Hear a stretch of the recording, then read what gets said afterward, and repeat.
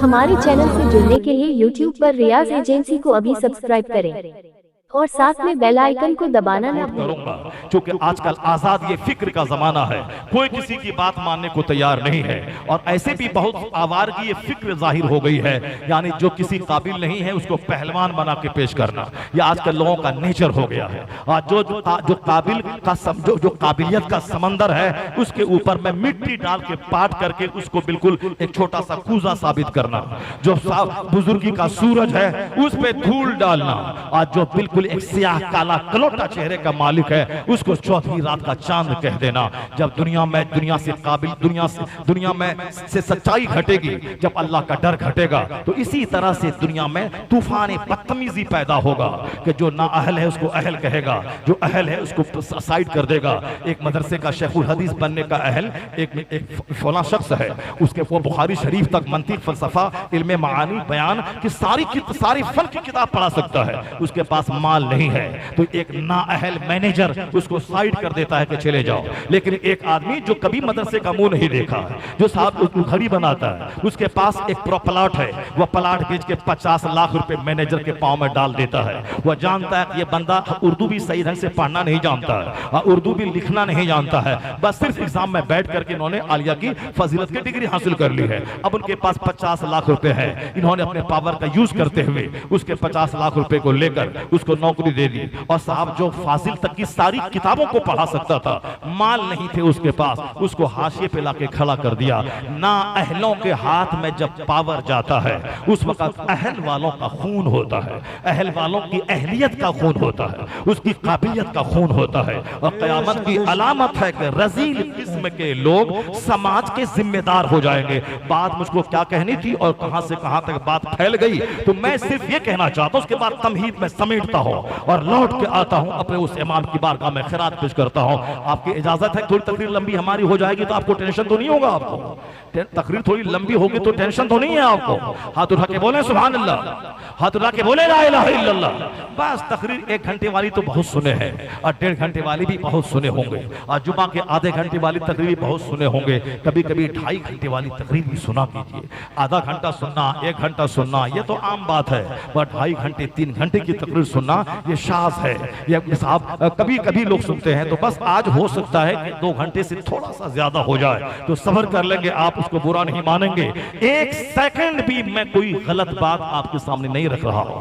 जिस वक्त से मैंने खुतबा पढ़ा है उसके बाद से मैं लगातार हदीस कुरान की रोशनी में वह बातें जिससे जिंदगी को रोशनी मिल सकती है वही बातें मैं आप तक पहुंचाता हूं और इसी बात के बोलने के मैं आदी हूं। चाहे जिस जहत से भी हो, हमारी इस्लाह का काम होना चाहिए। बुजुर्गों के जिक्र से रहमतें नाजिल होती है, बुजुर्गों के जिक्र से घर में बरकतें नाजिल होती है। यहाँ तो 2 मेहमान को खिलाने के बाद आदमी 1 महीने तक सर खुजलाता रहता है। साहब 2 मेहमान आए थे, 5000 रुपए खर्च हो गए। हजरत क्या बड़ी महंगाई है, नाश्ता सिर्फ काजू किशमिश बादाम पिस्ता रसमलाई के और समोसा के नाम पे 10,000 रुपए खर्च हो जाते हैं, तो मामूली सी बात है। और कैसे आप सूखा बिस्किट और आप दालमूट आप पेश कर देंगे? हाँ तो चाहिए आजकल रसमलाई काजू किशमिश ना सामने दस्तरखान पे दें कि बकील है या कुछ नहीं है। अब इसका एक लड़की है किसी के पास तो 50 बार मेहमान देखने आते हैं, अब 50 को 5 से गुना कर दें तो कितने रुपए हो गए, यानी इतने लाख रुपए सिर्फ नाश्ता खिलाने पे खत्म हो गए। और इधर से पिस्ता बादाम खा के जाएं और वहां बोलते हैं लड़की हमको पसंद नहीं है,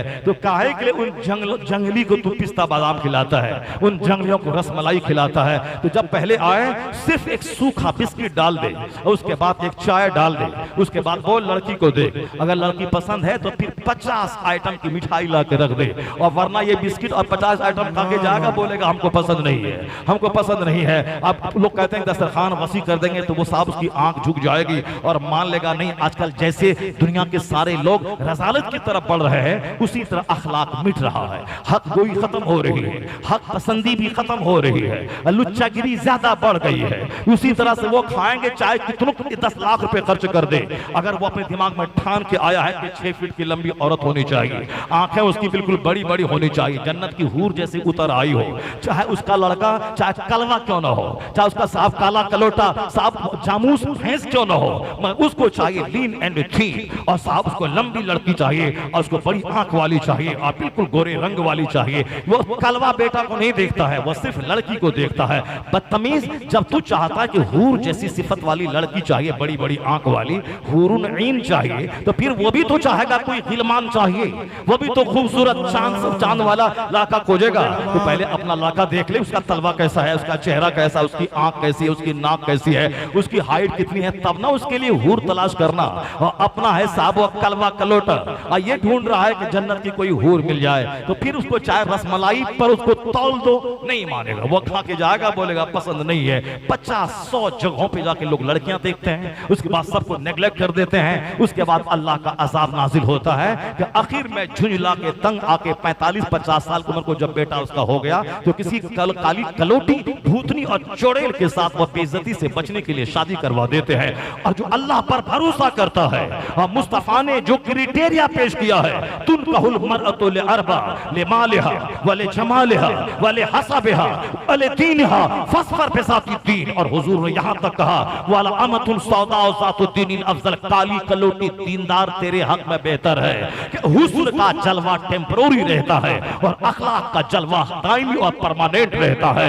हुस्न 4 दिन का बुखार उसके गोरे चेहरे को काला कर देता है, और यह हुस्न 2-4-10 मर्दों की तरफ आंखें उठाने पर मजबूर करता है। तू रहो फौज में या पड़ोसी तेरा मौज करेगा, तू रहो सऊदी अरब में जाके भैंस चरा के ऊंट चरा के लाखों रुपए कमा के घर बना, मगर तेरी बीवी तेरी न रहेगी। तूने हुस्न को तरजीह दिया है, मुस्तफा ने मना किया था, ला तज़व्वजू हुस्न हुन्ना ले हुस्ने हिन्ना। मुस्तफा ने कहा था सिर्फ हुस्न देख के शादी मत करना, वरना मगरूर नासिबा मनासिर का सामना करना पड़ेगा। माल देख के शादी मत करना, वरना कंगाल हो जाएगा। और सिर्फ ऊंचा खानदान देख के शादी मत करना, वरना जलील और रुस्वा हो जाएगा। हुजूर ने कहा था फज़फर बिज़ाति दीन, दीन देखना, अखलाक देखना, अगर उसमें कोई कमजोरी है तो अल्लाह तबारक व तआला उस निकाह में बरकतें अता फरमा देगा। और जब दीनदारी हो, शादी के वक्त में दीनदारी को तरजीह दिया जाए, और फिर लड़का भी नेक हो और लड़की भी नेक हो, तो लड़का चुहार नहीं पैदा होता है, लड़का जोकर नहीं पैदा होता है, लड़का चोट्टा कमीना नहीं पैदा होता है। वह समाज का चरसी और अफीम पीने वाला, शराब पीने वाला, वह गुटखा खा के बड़ों का मजाक उड़ाने वाला, आलिमों को जलील करने वाला, माँ बाप को जूता चप्पल से मारने वाला, ये रजील ही पैदा होते हैं। जब माँ खराब हो और बाप खराब हो, तब ये रजील पैदा होते हैं, ये जलील पैदा होते हैं, ये समाज के इनकी नाक में दम करने वाले शरीर पैदा होते हैं। कुदरत का कानून है, जब बाप हो अली और माँ हो फातिमा, तो बेटा शहीदों का सरदार हसन और हुसैन पैदा होता है।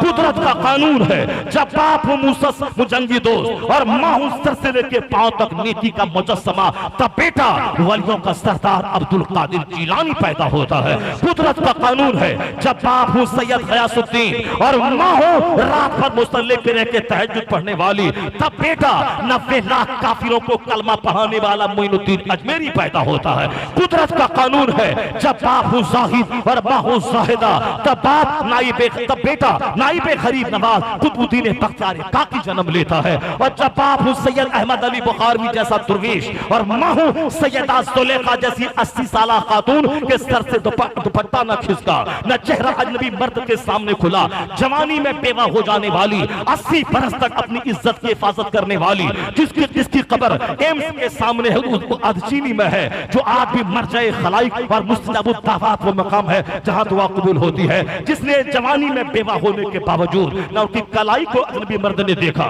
न उनके सर के बाल को गैर मर्दों ने देखा। जब माँ हो ऐसी फरिश्ता सिफत, तो फिर क्या हुआ बेटा, वो चपरासी से लेके बादशाह दिल्ली तक तहज्जुद पढ़वाने वाला कुतुबे दिल्ली निजामुद्दीन औलिया पैदा होता है। कुदरत का कानून है, जब बाप हो मुफ्ती नकी अली खां जैसा और माँ हो तहज्जुद गुजार, तो बेटा कयामत तक के सुन्नियों का मोहसिन शेखुल इस्लाम वल मुस्लिमीन मौलाना शाह अहमद रजा का फाजिली बरेली पैदा होता है।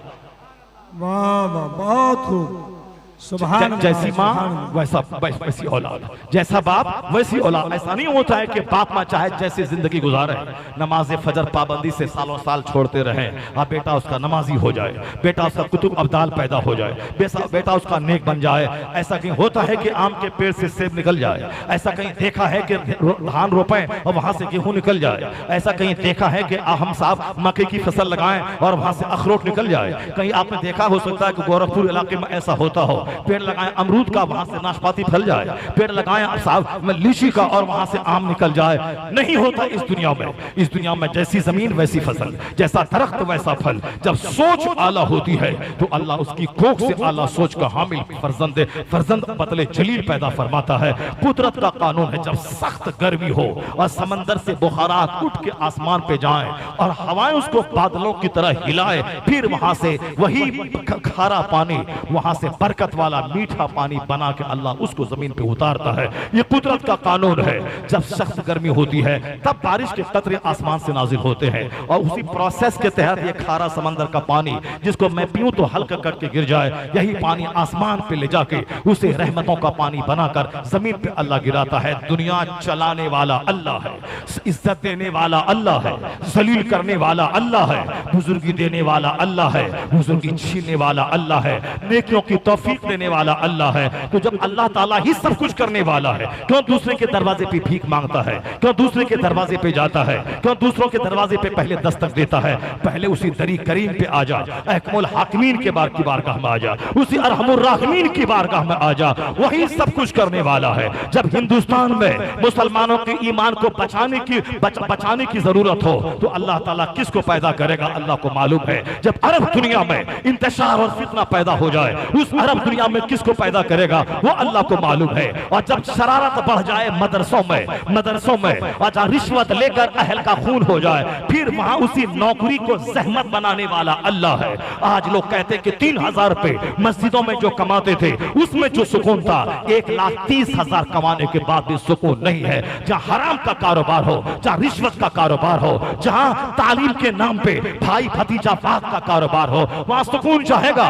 सुकून तो वहां मिलता है जहाँ इमाम के हुजरे में इमाम रहे और 5 वक्त नमाज मुसल्ले इमामत पे जाके पढ़ाए। सारा शहर सोया है और इमाम सबसे पहले जाकर अजान भी दे, नमाज भी पढ़ाए, नमाज पढ़ने के बाद तिलावत भी करे। तो जो हराम खाए वो हराम दे के नौकरी ले और नमाज भी छोड़ दे, वो चाहेगा कि ये सुकून मिले, नहीं मिलेगा। कुदरत का कानून है, सुकून उसे मिलेगा जो मुसल्ले पे जिसको मजा मिलेगा, सजदे में जिसको लज्जत मिलेगी, उसी की जिंदगी में अल्लाह सुकून अता करेगा। हराम का 50 करोड़ एक तरफ, हलाल का 500 रुपया एक तरफ, मजा देने वाला अल्लाह है। अल्लाह ने हराम में सुकून नहीं रखा है, अल्लाह ने सारा सुकून हलाल ही में रखा है। जो हराम खा के चाहे कि मुझको सुकून मिल जाए, कभी नहीं होगा। कुदरत का कानून है, जैसी जमीन वैसी फसल, जैसा दरख्त वैसा फल। इसलिए आने वाली नस्लों को नेक बनाने के लिए शादी ब्याह के वक्त में अंधा मत बन जाएगी। उस वक्त नहीं कि कोई नहीं देख रहा, ऐसा नहीं, देखने वाला तो देख ही रहा है। मैं कमरे में बंद रहूं तो भी देखने वाला देखता है। जमीन सीसी कैमरा की तरह मेरी गतिविधि को देख रही है, ये आसमान भी हमें देख रहा है, ये कांधे पे 2 फरिश्ते मुसल्लत हैं, ये भी मुझको देख रहे हैं, ये फरिश्ते भी मुझको देख रहे हैं। ये सारे लोग इतने ड्यूटी पर मुकर्रर है। जमीन सीसी कैमरा की तरह मेरी गतिविधि को नोट कर रही है। यौम इज़िन तुहद्दिसु अखबारहा, जिस दिन ये जमीन अपनी खबरें बताएंगी कि इसकी पीठ पर बैठ के ताश खेला गया है या जुआ खेला गया है, या इसकी पीठ पर बैठ के सजदा किया गया है या तिलावत की गई है, या जमीन सीसी कैमरा की तरह। इस बात को दिल में बिठाना पड़ेगा, तब जाके गुनाह कम होगा, तब अल्लाह का डर दिल में पैदा होगा।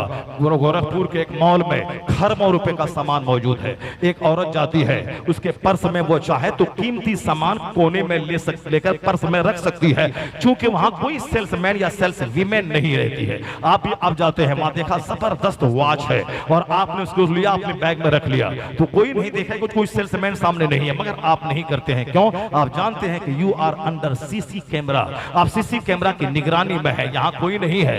मगर जैसे ही मैं गेट पे जाऊंगा, वह फौरन जहां मैंने रखा है वहां से वो सामान निकलवा लेगा। यही एक डर है कि खरबों का माल फैला है, कोई उसको टच नहीं करता। काश यही डर हर आदमी के दिल में बैठ जाए कि जमीन सीसी कैमरा की तरह मेरी गतिविधि को नोट कर रही है। और कयामत का जब दिन आएगा तो जमीन गवाही देगी, यौम इज़िन तुहद्दिसु अखबारहा, आ रहा, अन्ना रब्बका औहा लहा, ये जमीन गवाही देगी, तमाम गतिविधि को नोट करके कयामत के दिन सारी रील खोल के रख देगी। और फमन यामल मिस्काल ज़र्रतिन खैरन यरा व मन यामल मिस्काल ज़र्रतिन शर्रन यरा। और ये बदन के सारे पार्ट्स भी सीसी कैमरा की तरफ मेरी सारी गतिविधि को नोट कर रहे हैं। कयामत का दिन होगा, फअल-यौम नख्तिमु अला अफ़वाहिहिम, अल्लाह कहता है आज मैं उनके मुंह को सील्ड कर दूंगा। उस दिन उनके हाथ तुकल्लिमुना ऐदीहिम, उनके हाथ मुझसे बात करेंगे, व तशहदु अर्जुलुहुम, उनके पांव गवाही देंगे। इसको मस्जिद की तरफ ले जाया गया या इसको सिनेमा हॉल की तरफ ले जाया गया, क्योंकि आखिरत की बात कोई घर में करता ही नहीं है और आखिरत का चर्चा करने वाले को उल्लू और बेवकूफ लोग समझते हैं।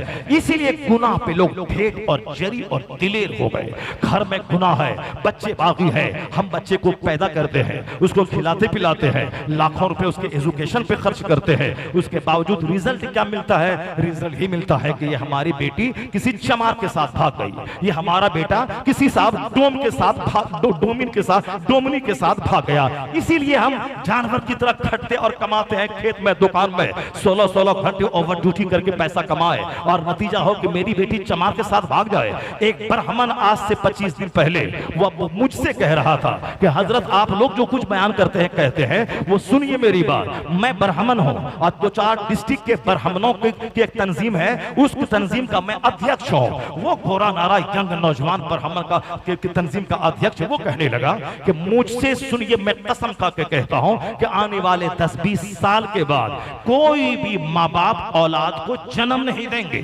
उन्होंने कहा कि मेरी सोसाइटी में ऐसा हो रहा है कि साहब एक माँ 9 महीने पेट में रखती है, 2 साल दूध पिलाती है, 10 साल खिदमत करती है। अब 12 साल की एक ब्राह्मण की बेटी वो साहब सामने वाले एक हरिजन के साथ भाग गई, जबकि सारे ब्राह्मणों की नाक कटने की बात है, सारे ब्राह्मणों की इज्जत मिट्टी में मिलने की बात है। उन्होंने कहा क्यों बच्चा पैदा करेगा आदमी? इसीलिए ताकि सारे समाज की नाक कट जाए, सारे समाज की आबरू मिट जाए। इस कदर बदन में आग लगी है शहवत की कि शादी की उम्र होगी 18 साल के बाद तो 12 साल में लड़की भाग जाए। क्यों ऐसी नाअहल औलाद को बाप पैदा करेगा? आने वाले 10-20 साल के बाद जब केस इसी तरह बढ़ते चले गए तो कोई भी दर्दमंद बाप वो अपनी औलाद को जन्म नहीं देगा, क्योंकि औलाद के पैदा होने का मतलब है खानदान की नाक कटवाना, माँ बाप की इज्जत को मिट्टी में मिला देना और माँ बाप की मेहनतों पे पानी फेर देना। जब यूरोप और अमेरिका में बच्चों का यहूदी हो जाना तय हो जाए, नसरानी हो जाना तय हो जाए, ऐसे वक्त में मुफ्तियान इकराम फतवा देंगे कि ऐसे वक्त में जबकि बच्चों का काफिर होना तय है, उस वक्त में औलाद ही न पैदा किया जाए, औलाद बिल्कुल न पैदा करे, वरना औलाद पैदा होने का मतलब है उसका यहूदी हो जाना,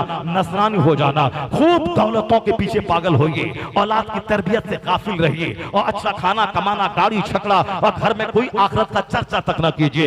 एक ही जिक्र है, जिक्र आखिरत, जो घर के सारे लोगों को नर्म रख सकता है, सारे लोगों को सॉफ्ट रख सकता है। इसके अलावा कोई रास्ता नहीं है। चाहे वो मुरारी बाबू की बात सुने, चाहे वो रविशंकर की बात सुने, चाहे वो रामदेव की बात सुने, हेल्थ के लिए रामदेव का टिप अपनाए या कोई मुरारी बाबू का भाषण सुने, नहीं होगा। एक रास्ता है जिक्र आखिरत, एक रास्ता है जन्नत की तमन्ना और जहन्नम से परहेज। ये चर्चा जब तक घर में ना होगा, जो कुरान पाक की 114 सूरतों में है, वो चर्चा जब तक नहीं होगा तब तक औलाद नेक नहीं बढ़ेगी, तब तक घर में नेकी का माहौल नहीं पैदा होगा, तब तक घर में सुन्नत और फराइज के मुताबिक जिंदगी नहीं गुजरेगी। क्योंकि कुदरत का कानून है, जैसी सोच का हामिल माँ बाप रहेंगे उसी सोच की हामिल औलाद पैदा होगी। बसरा का एक मालदार है, जिस मालदार का बाग देहात में है, वो अरबों का बाग है, उसका रखवाला मुबारक नाम का एक मजदूर है जो पूरे बाग की रखवाली करता है। और कभी कभार महीना 15 दिन में उस बाग का मालिक अपने दोस्तों के साथ बाग घूमने उस देहात में जाता है। जिस तरह बहुत सारे लोग गोरखपुर में है, इसकी बहुत सारी खेती बाड़ी देहात में होती है। ये कभी कभार हफ्ता 10 दिन 20 दिन के बाद अपने एक दोस्त को कार में बिठाया और लेके चला, मेरा फार्म हाउस देख लो, मेरा फार्म हाउस देखो, मेरा साहब खेती बाड़ी। और जब बहुत सारे बागात है चले उसको देखते हैं, नेचुरल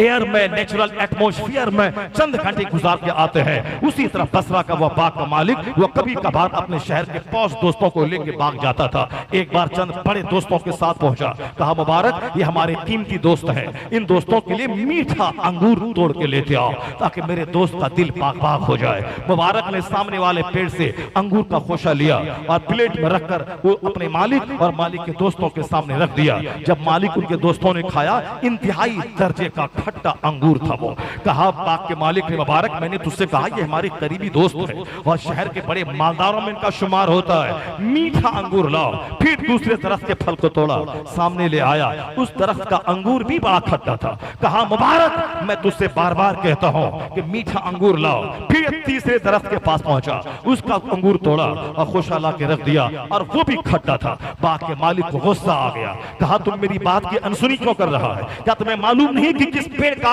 अंगूर मीठा है? मुबारक सामने खड़ा हो गया। कहा हुजूर माफ फरमाए, मुझे कैसे पता चले कि किस पेड़ का अंगूर मीठा है? कहा क्या मतलब? कहा आपने मुझे यहाँ निगरानी के लिए रखा है, मेरे बाग की निगरानी करना। मैं निगरानी कर रहा हूँ, मैंने आज तक किसी पेड़ का अंगूर खाया ही नहीं है कि मुझको पता चले किस पेड़ का अंगूर खट्टा है किसका मीठा है। बाग का मालिक दंग रह गया, उसकी आंखें डबडबा गई। मुबारक का चेहरा देखने लगा।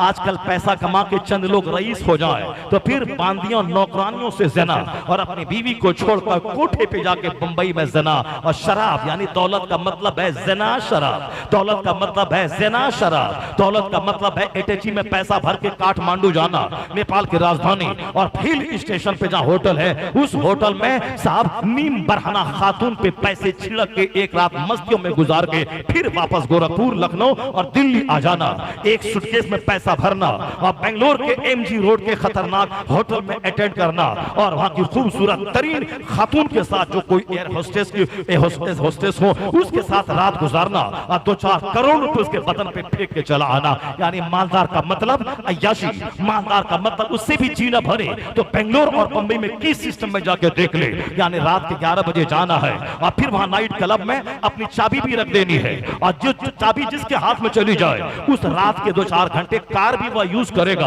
और उस कार के साथ इसकी बीवी को भी वह यूज करेगा। लोग कहता डेवलपमेंट है, यह डेवलपमेंट है, यह जिल्लत है, यह दुनिया का विनाश है, दुनिया तबाही की तरफ जा रही है। मैंने हदीस जिब्रील जो पढ़ा था इसीलिए पढ़ा था कि आगे जो कयामत की निशानी बयान की गई है वो निशानी ये थी, हुजूर ने कहा था जब तू देखे कि नंगे पांव रहने वाला और नंगे बदन रहने वाला और बकरी का चराने वाला या ततावलून फिल बुनियान, लंबी लंबी इमारतों में इतराने लगे तो कयामत का इंतजार करना।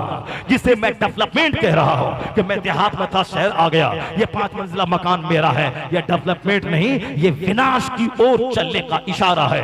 हुजूर सारी कायनात के मालिक व मुख्तार, अरबो अजम के ताजदार, महबूबे परवरदिगार ने इरशाद फरमाया है कि जब तू देखना कि नंगे पांव रहने वाला जिसके पास चप्पल नहीं थी वह बुलंद फलकपोश इमारतों में इतराए, समझ लेना कयामत करीब आ गई। जब देखना कि जिसके पास पैनियान और गंजी नहीं, नंगा बदन रहने वाला वो फलकपोश इमारत में इतराए, समझना कयामत करीब आ गई है। और हुजूर का जब देखना बकरी का चराने वाला या ततावलून फिल बुनियान तो समझना कि कयामत करीब आ गई है। और आज यहाँ हम कहते हैं मेरे बाप के पास साइकिल नहीं थी और मैं महल बना रहा हूँ, मैं डेवलपमेंट कर रहा हूँ, अपने हिसाब से डेवलपमेंट लोग कहते हैं, मैं खुदा के नजदीक वो डेवलपमेंट नहीं है। और कुरान में आया है जब दुनिया सज धज जाएगी 4 लेन की नहीं 12-12 लेन की सड़कों से और सड़कों के किनारे खजूर के बागात से, जब दुनिया सज जाएगी नदी नाले तालाब से, जब दुनिया सज जाएगी गार्डन और पार्क से, जब दुनिया सज जाएगी साहब नदी के किनारे के फुट ब्रिज से, जब दुनिया सज जाएगी दरख्तों से, जब दुनिया सज जाएगी फलकपोश इमारतों से, जब दुनिया सज जाएगी BMW और जागवार कंपनी की 50 करोड़ की कार से, तब आया है अचानक अल्लाह का हुक्म आएगा और दुनिया का विनाश होगा और कयामत आएगी, दुनिया तबाह हो बर्बाद हो जाएगी, सवानेज़े पे आफताब होगा, जमीन तांबे की होगी, लोग गर्दन और नाक तक पसीने में डूबे होंगे, सूरज और चांद झड़ पड़ेंगे और समंदर के पानी को बहा दिया जाएगा, समंदर के पानी में आग लगा दी जाएगी। तो जिसको आप डेवलपमेंट कहते हैं वह डेवलपमेंट नहीं है। डेवलपमेंट कहते किसे है? जब दौलत बढ़ने के साथ साथ अखलाक बढ़ जाए, जब मोरालिटी बढ़ जाए, जब ऑनेस्टी बढ़ जाए, जब तकद्दुस बढ़ जाए, जब पाकीज़गी फिक्र बढ़ जाए, पाकीज़गी किरदार बढ़ जाए, यानी जब आचरण, स्वभाव, व्यवहार, अखलाक अगर उम्दा होता चला जाए तो समझ जाए कि अब कयामत अभी जल्दी नहीं आएगी। लेकिन जब दौलत बढ़ती जाए और गुनाह बढ़ता जाए तो इंतजार करें कि कयामत की अलामत है और देर या सवेर, सुबह या शाम अज़ाब इलाही नाजिल होकर रहेगा। तो हम तुम मकान को डेवलपमेंट कह रहा है, तुम साहब कारोबार को डेवलपमेंट कह रहा है, नहीं है डेवलपमेंट जब हरिजन, जब चमार, जब दलित और मुर्दा को जलाने वाला डोम जब 50 करोड़ के बंगले में आराम कर रहा है। यही तो हदीस जिब्रील में आया है, जब बकरी का चराने वाला बुलंद इमारतों में इतराने लगे तो समझ जाना क़यामत करीब आ गई है। ये क़यामत के करीब दुनिया गई है, इसीलिए दौलतें बढ़ रही है, इसीलिए मकानात ऊंचे हो रहे हैं, इसीलिए सड़कें चौड़ी हो रही है। ये एक तसव्वुफ की जबान है, ये एक सुलूक की जबान है, ये एक मजहब की जबान है। ये कुरान हदीस का चूंकि काम ही है दुनिया के तलबगार को आखिरत का तलबगार बना देना। दुनिया हसीन उस वक्त लगती है जब दुनिया में अच्छाइयां फैल जाए, और दुनिया बुरी उस वक्त लगती है जब दुनिया में पाप फैल जाए। जब पाप से दुनिया भर गई, अजाब से भर गई, तो ऐसे में सख्त जरूरत है इस बात की कि लोग अजाब इलाही को दूर करने के लिए नेकों का चर्चा करें, बुजुर्गों का चर्चा करें, नेक लोगों के जिक्र से दिलों को रोशन करें, नेक लोगों से अकीदत और मोहब्बत का मुजाहिरा करें, उनका चर्चा करें, उनका जिक्र करें। कुछ तो अल्लाह रब्बुल इज्जत का अजाब कम होगा, नेक लोगों का चर्चा होता जाएगा, अजाब इलाही कम होता चला जाएगा। तो अल्लाह मुझे नहीं देखेगा, मेरे चेहरे को नहीं देखेगा। आज जबकि नाचने वालों का चर्चा आम हो गया है, अजाब ना आएगा तो क्या आएगा। बंबई में नाचने वालों का चर्चा आम है, उनकी पैरवी आम है, उनकी तरह जींस टी शर्ट पहनने का रिवाज आम है, उनकी तरह सर के बाल रखने का रिवाज आम है, उनकी तरह धागा और पांव में कड़ा और गले में चैन पहनने का रिवाज आम है, उनकी तरह डायलॉग आम है, उनकी पैरवी आम है, उनकी तरह 80 साल के बुढ़िया का शादी में नाचना आम है, उनकी तरह नाचने कूदने का माहौल आम है। और कहते हैं कि ये बीमारी कहां से आ गई, ये आजादी कहां से आ गई, ये अजाब कहां से आ गया, ये कोरोना कहां से आ गया। अल्लाह की खूबसूरत दुनिया को लोग पाप से भर दें और अल्लाह ताला कोरोना नहीं भेजे, अल्लाह ताला रहमतों के पानी बरसाए, आसमान से गोल्ड बरसा दे, फिर तो पाप बढ़ जाएगा, फिर तो लोगों का जुल्म बढ़ जाएगा, फिर तो लोगों की बेगैरती बढ़ जाएगी, लोगों की बेशर्मी बढ़ जाएगी। इसलिए जब भी देखे कि कोरोना समाज को कंगाल बना गया, दुनिया के शहरों को उजाड़ गया, तो एक रास्ता है, न कोई वैक्सीन, न कोई दवाई और न कोई डिस्टेंस नहीं रोक पाएगी अल्लाह के अजाब को। अल्लाह का अजाब जब आना तय होता है, जब दुनिया खूबसूरत दुनिया को लोग उसे पाप की आमाजगाह बना दे, जब कश्मीर के डल झील में जना हो, जब हिल स्टेशन पे जना हो, जब ऊटी पहाड़ में जना हो, बंबई में समंदर के किनारे जना हो, तो अल्लाह ताला बन्नों पे रहमतों की बारिश नहीं बरसाता है। अल्लाह छोटा सा कीड़ा भेजता है जो लोगों की नींद उड़ा जाता है, अल्लाह छोटा सा कीड़ा भेजता है जो शहरों को उजाड़ देता है, छोटा सा कीड़ा भेजता है जिसे एयरपोर्ट और रेलवे स्टेशन वीरान और उजड़ जाते हैं। इसलिए जब इस तरह के अजाब नाजिल हो, एक वाहिद रास्ता है कि अल्लाह के नेक लोगों का चर्चा बढ़ा दे, नेक लोगों का लंगर बढ़ा दे, मस्जिदों का सजदा बढ़ा दे, इबादत बढ़ा दे, जिक्र बढ़ा दे। जहां नेक लोगों का चर्चा बढ़ेगा, अजाब इलाही खत्म होगा, रहमत इलाही की बारिश शुरू हो जाएगी। इसीलिए वह लोग जो अल्लाह के वलियों का उर्स लगाते हैं, उनका लंगर बांटते हैं, उनका जिक्र करते हैं, वह समाज के मोहसिन है कि 10 लोग भले ही बुरे हैं मगर अल्लाह के जिक्र, महबूब के जिक्र से अल्लाह की रहमतों का नुज़ूल होता है। तो यह समाज का खैर ख्वाह है, यह सोसाइटी का वेलविशर है जो अल्लाह के नेक बंदों की महफिल मुनक़िद करके सारे समाज को सुकून और शांति प्रदान करना चाहता है। मेहमान को 2 दिन खिला दे तो साहब आदमी सर के बाल खुलाता है, लेकिन जो लंगर में 5 दिन पहले 1,500 आदमी को खिलाए और फिर 5 दिन के फौरी बाद ही या 1,000 के करीब आदमी लंगर खा ले, वहां तो शादी ब्याह में 200 बाराती आ गए तो फिर खाना खत्म, चावल है तो गोश्त नहीं, गोश्त है तो चावल नहीं, चावल गोश्त है तो दाल नहीं, और दाल है तो साहब पानी नहीं, ये होता है। मगर ये कौन सा लंगर है? मैंने देखा पाकिस्तान का किसान घी वाला रमजान में हर साल 1 तारीख से लेकर 30 तारीख तक रात भर वह लंगर लुटाता है मुस्तफा के मेहमानों पे। पूरे मदीना में जहां भी बकरे का पाया हो सब लेता है और खूब खिलाता है। और उनका कहना है कि जब से मैं सब कर रहा हूं, कितना देता है अल्लाह ये मुझको खुद पता नहीं है। वही किसान घी वाला 100 से ज्यादा वर्कर को लेकर वह पाक जाता है 11वीं शरीफ के मौके पर बगदाद मोहल्ला, और बगदाद मोहल्ला में लाखों लोगों को वह लंगर खिलाता है। मैं 2-4 दिन में लंगर में नहीं खाया। बंबई के एक कारी साहब ने कहा कि खा के तो देखे। मैंने उनकी बात पर जब लंगर में लाइन लग के, मैं घंटों तक लाइन लग के खाना खाया तो मुझको महसूस हुआ कि हिंदुस्तान के अरबपति अपने बेटे के वलीमे में उतना जबरदस्त खाना नहीं खिलाते हैं जिस खाने की लज्जत को मैंने लंगरे गौस में महसूस किया है। साहब जबरदस्त लंगर। तो बगदाद मोहल्ला में 10 दिन लंगर चलाने वाला और 30 दिन मदीने में लंगर चलाने वाला, पाकिस्तान के बड़े छोटे मदारिस की मदद करने वाला, एक मामूली किस्म का ताजिर था लेकिन आज खरबों में खेलने वाला, जो अरबों रुपए लुटाता हो 11वीं करीम में, माह रमजान में, 12वीं के जुलूस में और अपने पाकिस्तान के मदरसों और मस्जिदों के अइम्मा के पीछे कितने पैसे उसके पास होंगे, जिसका लंगर का खाना मैंने खाया और मैंने महसूस किया ये गौसे पाक का दीवाना। इसकी दौलत कभी खत्म ना होगी। जिस पर मुस्तफा की नजर हो और जिन पर गौस की नजर हो, जिन पे आला हजरत की नजर हो, वह खर्च करता जाता है, दौलतें उसकी बढ़ती चली जाती है। उसका स्टेटमेंट है कि कहां से आ रहा है खुद मुझको पता नहीं है। इसी तरह का एक सेठ चेन्नई में, जिनकी मस्जिद में मैं 2 साल तक नमाज पढ़ाया हूं मद्रास में, इतनी पैसे उसके पास मौजूद है कि बराबर बकरे ज़बह करना, गरीबों को खिलाना, हर महीने 11वीं की तकरीब में खिलाना, हर जुमा के दिन ऑफिस और दफ्तर की मस्जिद में आने वाले सारे जुमा के नमाजियों को लंगर बिरयानी खिलाना, और चेन्नई में जितनी दरगाह है हर दरगाहों पे बैठने वाले फुकरा को खिलाना। यह कंजूस और बखील क्या जाने लंगर लुटाने का क्या फायदा होता है। उनका स्टेटमेंट मेरे सामने, हजरत जब से मैं ये सब कर रहा हूं, कितना अल्लाह देता है कि ज़कात निकालने में परेशानी होती है कि कैसे हिसाब करूं, कितनी ज़कात निकालो, इसलिए ज्यादा से ज्यादा मैं निकालता हूं ताकि ज्यादा हो जाए कम ना हो जाए। और जब से मैंने ये सब करना शुरू किया है, पहले तो छोटा मोटा ताजिर था, अल्लाह ने इतना नवाजा है कि खुद मुझे पता नहीं अल्लाह ने कितना नवाजा है। जो बुजुर्गों के नाम का लंगर बांटता है, जो बुजुर्गों के नाम का लंगर बांटता है, इसी शाबान भाई से पूछ ले कि हर साल इतने हजार आदमी खाते हैं, दौलत तो घर जानी चाहिए, कारोबार तो ठप हो जाना चाहिए, इसका पैसा तो खत्म हो जाना चाहिए, इसको तो सड़क पे आ जाना चाहिए। और लोग तो ये कहा हाँ खूब रजा का लंगर बांटो, अब बोलो कहाँ खूब बढ़ेगा, अच्छा हो गया।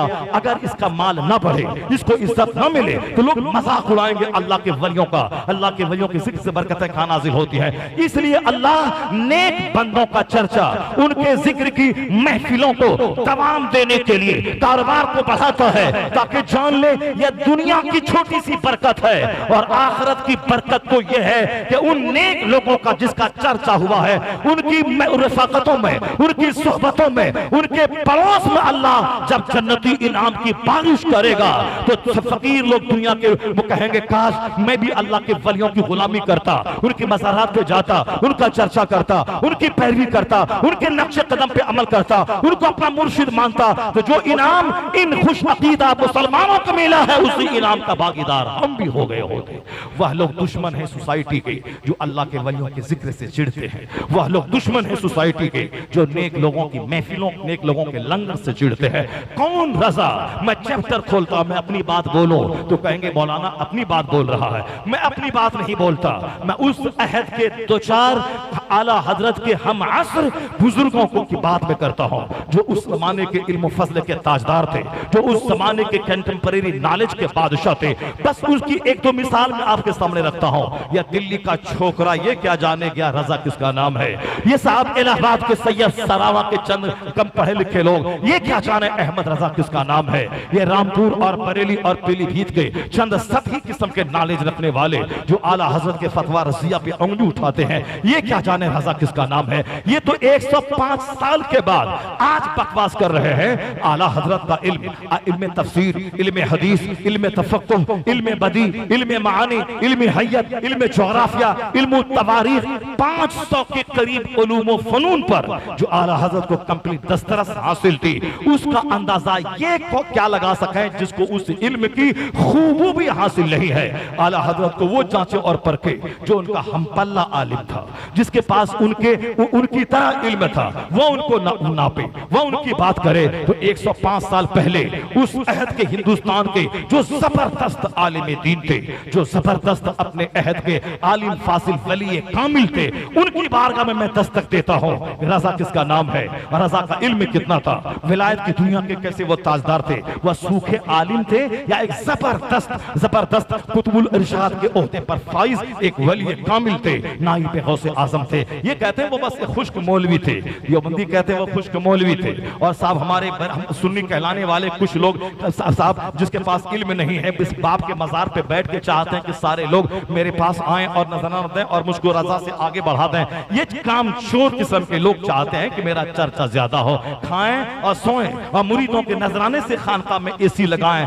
अल्लाह की इस दुनिया में ऐसा नहीं होता है। इस दुनिया में क्या होता है, इन तंसुरुल्लाह यंसुरकुम, अगर तुम अल्लाह के दीन की मदद करोगे तो अल्लाह तुम्हारी मदद करेगा। जो अल्लाह के लिए गालियां सुनता है, जो अल्लाह के लिए तमाचे खाता है, जो अल्लाह के लिए मुखल्लसात को सहता है, जो अल्लाह के लिए रुसवाइयों की तंगराहों से गुजरता है, अल्लाह ताला उसको इज्जतों से नवाजता है। जो अल्लाह के लिए गाली सुने, जो अल्लाह के लिए तमाचा खाए, जो अल्लाह के लिए मुखल्लसात से भरे हुए खुतूत को देखे, उसको उसकी जिंदगी को अल्लाह इज्जतों से भर देता है।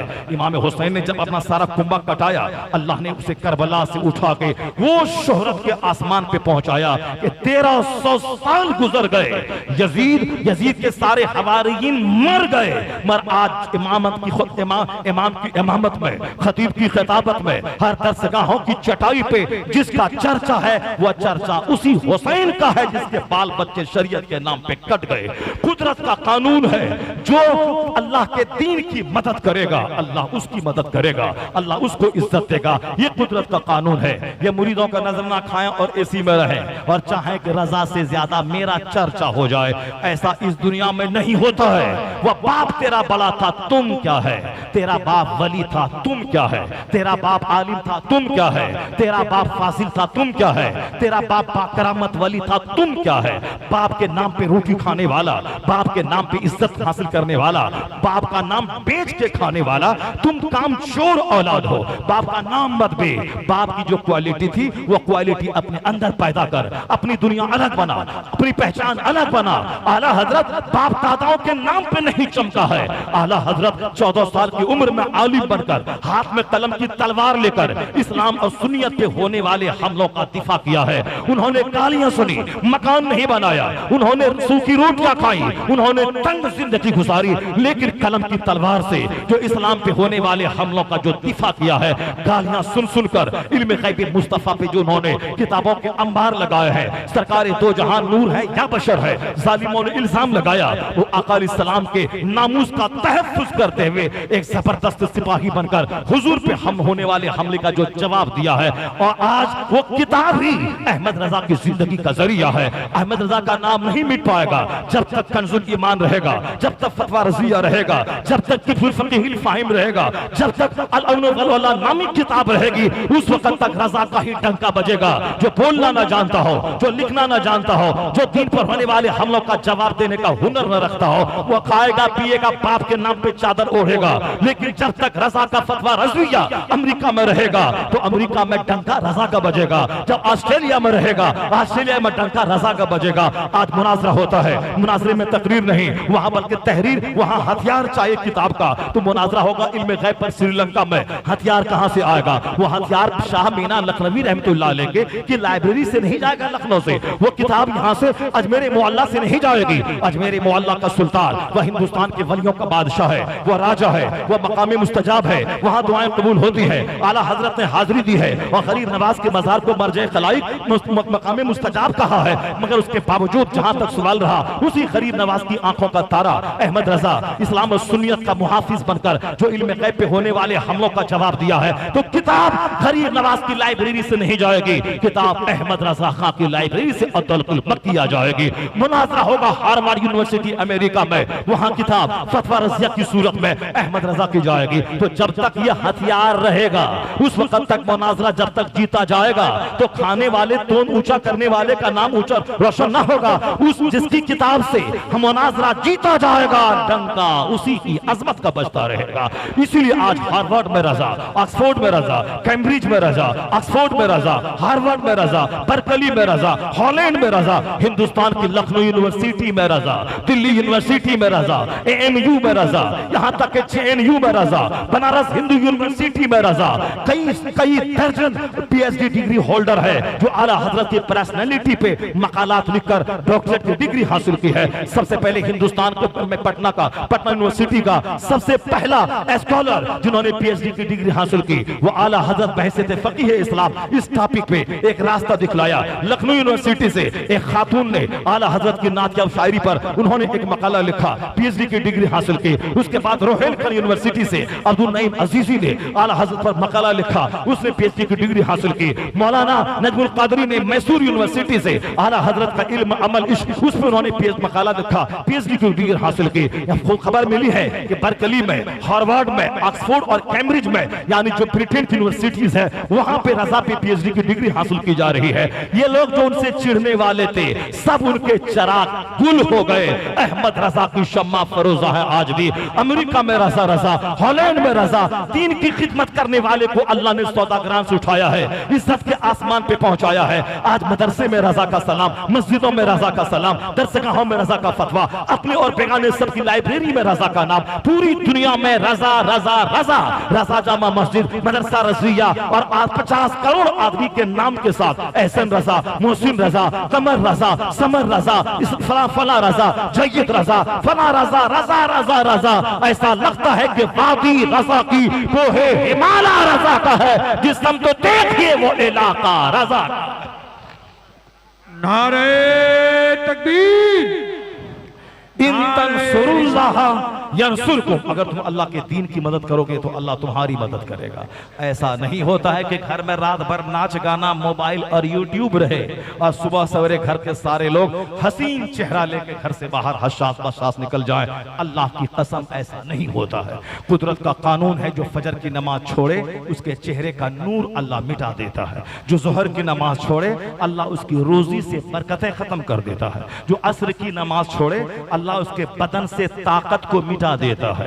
इसीलिए एक बीमारी जवान है 26 साल का और एक दर्जन बीमारियों में घिरे हैं, चेहरा सूख रहा है, गोरा चेहरा मुरझा रहा है और वो सोचता है कि क्या करें, कुछ किसी ने कुछ कर दिया है, किसी ने कुछ कर दिया है। आजकल एक हवा चल गई है, किसी ने कुछ कर दिया है, एक आदमी मरा, किसी ने कुछ कर दिया है। तो कर नहीं दिया है, ये बात भी शैतान की तरफ से दिमाग में डाली जाती है और फिर तुम उसके पास जाते हो। बुखारी शरीफ पढ़ाने वाला कोई उसके पास नहीं जाता और वो जो तावीज लिखना भी नहीं जानता है, बल्कि जामे नईमी डिपू से छपी हुई तावीज की किताब है, उसी को लिया, उसी को फाड़ करके दे दिया। उसको 5-5 हजार रुपए, 10-10 हजार रुपए डेली कमा रहा है। मसाहब जो लिखना नहीं जानता वह 2 लाख महीना कमा रहा है। क्यों? इसीलिए जो अच्छे लोगों की कदर नहीं करेगा उसका पैसा ऐसे ही जाहिलों के पास जाएगा। पहले एक घर में 5 लोग मर जाते थे, कभी नहीं लोग कहता था कि कोई कर दिया है। मदीने की खातून वहां अपने घर से निकली, कहा बताओ मुस्तफा कैसे हैं? कहा तेरा शौहर शहीद हो गया। कहा इन्ना लिल्लाहि व इन्ना इलैहि राजिऊन। बताओ मुस्तफा कैसे हैं? कहा तेरा जवान बेटा शहीद हो गया। कहा इन्ना लिल्लाह। बताओ मुस्तफा कैसे है? कहा तेरा दूसरा जवान बेटा शहीद हो गया। बताओ मुस्तफा कैसे है? 4 जवान बेटे और जवान शौहर का इंतकाल हुआ, शहीद हो गए, मगर चेहरे पे मलाल नहीं है, एक ही सदा है, बताओ मुस्तफा कैसे है? जब कहा गया हुजूर जिंदा है, उनकी शहादत की खबर झूठी है, वह खातून गई मैदान उहद, वहां जाके जब तक मुस्तफा का दीदार नहीं कर लिया, दिल को ठंडक नहीं पहुंची। दीदार मुस्तफा करने के बाद कहती है कुल्लु मुसीबतिन बादका जलल या रसूल अल्लाह। सरकार 4 जवान बेटे और शौहर शहीद हो गए, कोई मलाल नहीं है, आप सही सलामत है, मेरी सारी दुनिया सलामत है, सारी दुनिया सलामत है। 4 बेटे की लाश निकली, मगर नहीं कहा कि कोई कर दिया होगा, कोई जादू कर दिया होगा, कोई टोना कर दिया होगा। बहुत हमारे गांव में एक आदमी के 5 बेटे, 4 बेटे मर गए जवानी में। वह बाप जो 4 बेटों के लाश को कांधा दिया होगा, क्या दिल उसका कहता होगा? ये तो कुदरत का कानून है, कभी जंग होती है, कभी एक्सीडेंट होता है, एक ही घर के 5 लोग मर जाते हैं। मगर आजकल एक बूढ़ा 70 साल का वो मर जाए तो आदमी पड़ोस की औरत कहती है दुआ तावीज करवाओ, झाड़ फूक करवाओ, कोई कर दिया होगा। यानी जैसा समाज वैसी सोच लोगों की बन गई। सोच ये बनाए कि जब मौत का वक्त आता है तो एक लम्हा के लिए ना आगे होता है ना पीछे होता है। और हुजूर ने फरमाया फला तकुल लौ फइन्न लौ तफ्तहु अमल शैतान। मुस्तफा कहते हैं कि लफ्ज़ काश, लफ्ज़ इन केस, लफ्ज़ अगर वगर मत बोला कर, क्योंकि लफ्ज़ लौ यानी अगर ये शैतानी सोच का दरवाजा खोलता है।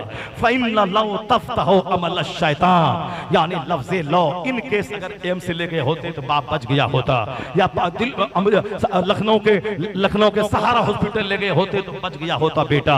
ये जो भी कहता है वह शैतानी सोच का दरवाजा खुलता है। अल्लाह की तकदीर पर विश्वास कमजोर होता है, यौम आखिरत पर विश्वास कमजोर होता है, बिल ईमान बिल कद्र कमजोर होता है।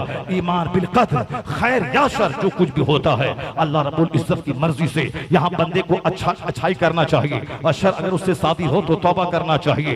बाकी रही बात, दरख्त का पत्ता भी नहीं हिलता बगैर अल्लाह की मर्जी के। और फइज़ा जा अजलहुम ला यस्तखिरून साअतन वला यस्तक़दिमून, जब मौत का वक्त आता है एक सेकंड के लिए न आगे होगा न पीछे होगा, वक्त मुकर्रर पे मौत आके रहेगी। जब कुरान ये कहता है तो फिर अगर कोई बोले कि ऐसा कर दिए होते तो बच्चा बच गया होता, ये कुफ्र के दरवाजे खोलती है ये सोच, शैतानी सोच के दरवाजे खोलती है ये सोच।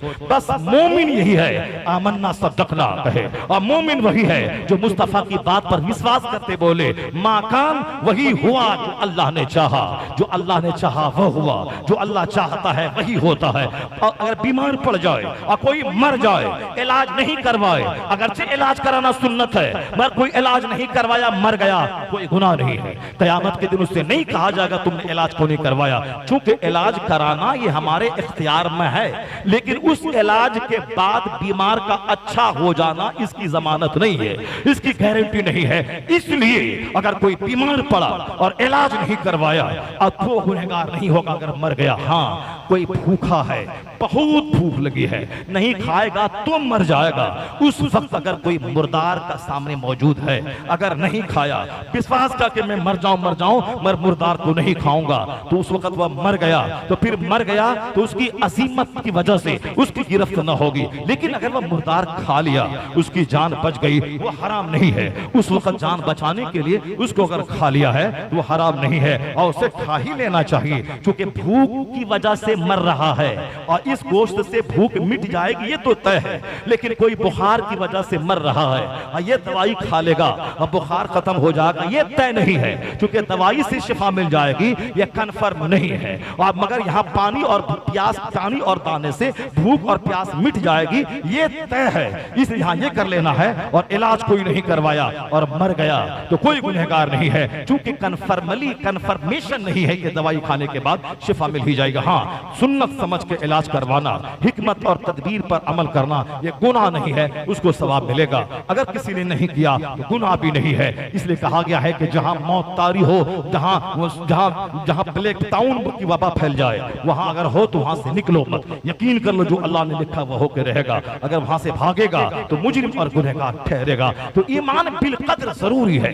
आज जब पैसों की हवस में ऐसा घटा कि बुढ़ा भी 80 साल का मर जाता तो भी घर की बंदिश करवाता है, यह क्यों है? जब बुखारी शरीफ पढ़ाने वाले को नजराना नहीं देगा, उसी के सजा के तौर पे उस जाहिल के पास जाके 10,000 देना पड़ेगा, 25,000 देना पड़ेगा। जो यहाँ नहीं देगा, इमाम के पीछे नमाज पढ़ता है, जुमा के दिन गया नजराना दे दिया, हुजूर तो मेरी तरफ से तोहफा है, माशाल्लाह, वो दिल से दुआ देगा तहज्जुद के टाइम में। यहाँ तो साहब दूसरों को तोहफा, इमाम को तोहफा ही नहीं है। और मौका मिले तो इमाम के हुजरे में फजर पढ़ के चले जाना है, और उसी 5,000 कमाई में से उसकी चाय और बिस्किट सब उसी का खा के वहां से निकल जाना है। यानी इमाम साहब को निचोड़ लेना है। वो तो बंबई के सेठ धन्य है जो जुमा के दिन हजारों रुपए इमाम और मौजिन और मस्जिद के खादिम को देते हैं। वो तो साहब महाराष्ट्र, गुजरात और राजस्थान के मुसलमान वो काबिल इज्जत है जो हर जुमा के दिन नमाज के बाद भी कहीं से प्रॉफिट हुआ, इमाम साहब को बंद मुट्ठी में 2-4 हजार रुपए दे दिया। रमजान में तनख्वाह 10,000 है, 50,000 रुपए इमाम को छूट अलग से मिल गए। और बिहार, उत्तर प्रदेश में इमाम साहब को ही लूटा जाता है, उसी की चाय पी जाती है और उसी के कमरे में बैठ करके उसका जो नाश्ता मोहल्ले से आता है उसको भी खा लिया जाता है। अब बेचारा इमाम साहब को भूखा रखा जाता है। अब जाहिर सी बात, यहाँ बरकतें कहाँ से होंगी, यहाँ चेहरे पे नूर कहाँ से हो, कारोबार कैसे बढ़ेगा? कारोबार बढ़ाने के लिए सखी बनना होगा। 10 खर्च करें 10,000 मिलेंगे, 20 खर्च करें हजारों रुपए आएंगे। यहाँ दिल से जो दुआ निकलती है असर रखती है, पर नहीं ताकतें परवाज मगर रखती है। हुजूर दुआ करते हैं, सर पे हाथ जबरदस्ती रख दें, कुछ नहीं होगा। दुआ करवाने की जरूरत नहीं है, बल्कि इस कदर दिल खुश कर दें कि जब आपसे जुदा हूं और घर में जब नमाज़े नफल पढ़ें वहां हाथ उठा के दुआ करें। हदीस में आया है कि गायबाना दुआ ज्यादा कबूल होती है। सामने वाली दुआ में तो चापलूसी का अंसर है, एलिमेंट शामिल है उसमें कि दिल सामने वाले का दिल खुश कर देना, और चापलूसी मुंह भराई है। लेकिन जो गायबाना रात के सन्नाटे में दुआ करता है उस दुआ में चापलूसी का दखल नहीं है, उस दुआ में सिर्फ इखलास है और सच्ची मोहब्बत का दखल है, और वो दुआ कबूल होती है। इमामों की खिदमत करें, उलमा की खिदमत करें, बुजुर्गान दीन का चर्चा करें, बुजुर्गों के नाम को अपने घर में बाल बच्चों के सामने बयान करें कि आला हजरत इस कद के मालिक थे, फला ऐसे थे, रजा रजा रजा, कौन रजा? हम में हिंदुस्तान का एक जबरदस्त आलिम हुजूर मदनी मियां के वालिद गिरामी, हुजूर मदनी मियां के वालिद गिरामी, हुजूर मुहद्दिस आज़म हिंद, जो हिंदुस्तान के सबसे बड़े मुहद्दिस थे, उनकी बारगाह में हाजिरी देते हैं कि आप बताएं कि आला हजरत कौन था। मुहद्दिस आज़म हिंद बयान करते हैं कि मेरे उस्ताद हुजूर अल्लामा मुहद्दिस सूरती रहमतुल्लाह अलैह थे, जिनको बुखारी शरीफ गेट बाय हार्ट थी, यानी पूरी बुखारी शरीफ की दोनों जिल्दें उनको अजबर थी। अफवाह रिजाल से जो खबरें मिली हैं, चूंकि वो हमारे उस्ताद नहीं है, मैंने उस दर्स हासिल नहीं किया है, मगर जो उलमा की ज़बानी जो सुनी गई है और जो किताबों के हवाले से पढ़ा गया है, उसकी रोशनी में बुखारी शरीफ की दोनों जिल्दें, यानी जिसमें कई हजार अहादीस हैं, वह दोनों किताबें गेट बाय हार्ट अजबर याद थी मुहद्दिस सूरती को। हिंदुस्तान का सबसे बड़ा मुहद्दिस जिनका शागिर्द हो, वह कितने बड़े मुहद्दिस होंगे, इसी से अंदाजा आप लगा सकते हैं। जिनका शागिर्द है मुहद्दिस आज़म हिंद, और ये शागिर्द मुहद्दिस आज़म हिंद, इनके उस्ताद क्या होंगे? अपने जमाने के मुतबहिर आलिम, बेबदल फकीह और जबरदस्त मुहद्दिस, इस्लामिक स्कॉलर। वो हर जुमेरात को पीलीभीत से चल के बरेली आते थे और जुमा का दिन आला हजरत के पास रहते थे। आला हजरत उनके उस्ताद नहीं थे, आला हजरत उनके मुर्शिद नहीं थे, बल्कि आला हजरत शेखुल इस्लाम वल मुस्लिमीन, मुजद्दिद आज़म, आशिक रसूल, वली कामिल, नाइब गौसे आज़म, मुहद्दिस आज़म हिंद के उस्ताद मुहद्दिस सूरती से पूछे रजा किसका नाम है? ये दो चार छोकरा पढ़ा लिखा अपने नाम के साथ मिसबाही का टाइटल लगाने वाला, ये क्या जाने रजा किसका नाम है? बस ये तलवा चाटे किसी अब्बू मियाँ का और उसके बाद वहां से पैसा ले और फिर वह रजा के खिलाफ जबान न खोले। मुफ्ती आज़म हिंद वहां साहब इमाम हरम के पीछे नमाज को दुरुस्त नहीं कहा, मुहद्दिस आज़म हिंद उनके पीछे नमाज नहीं पढ़े। हुजूर मुजाहिदे मिल्लत उससे जाके जिहाद किया, वहां उन्होंने कलमी जबानी जिहाद किया, उनसे बहसें की। हुजूर ताजुश शरिया उनके पीछे नमाज न पढ़ने की वजह से कैद खाने में डाले गए। ये बड़े बड़े इल्म फज़ल के शाहकार, तो उनके पीछे नमाज न पढ़े और ये दो चार कम पढ़ा लिखा आदमी खींच तान के उनको मोमिन बनाने और उनको वहाबी इतना साबित करने और उनके पीछे नमाज पढ़ने और नमाज छोड़ने के वाले को गुनहगार कहने की वकालत करने चले हैं। यही है क़यामत की निशानी। आया है हदीस पाक में, जब आने वाले लोग अपने अगलों को बुरा कहने लगे